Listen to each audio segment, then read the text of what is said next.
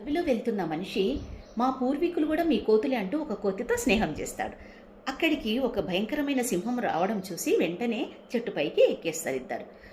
కాసేపటికి సింహం అక్కడికి వచ్చి మీలో ఎవరైనా నాకు ఆహారం అయితే మిగతా వాళ్ళను వదిలేస్తాను అంటుంది. లేదు లేదు మేము కిందికి దిగము అని ఇద్దరు అలాగే చెట్టుపైన కూర్చుంటారు. కాసేపటికి నిద్ర వస్తుంది. నిద్ర వస్తే మనిషి నిద్రపోతూ ఉన్నప్పుడు కోతిని మెలకువతో ఉన్నామంటాడు. మనిషి నిద్రపోతాడు.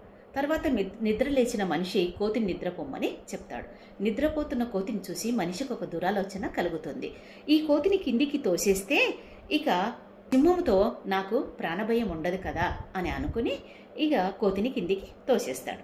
కోతి వెంటనే కొమ్మను పట్టుకుని పైకి వచ్చి అలాగే పడుకుంటుంది మళ్ళీ. తర్వాత ఉదయం లేచి వెళ్తూ వెళ్తూ ఇంకెప్పుడు కూడా మీ పూర్వీకులు మా కోతులు అని చెప్పకు, మాకు అవమానంగా ఉంటుంది అని చెప్పేసి కోతి వెళ్ళిపోతుంది.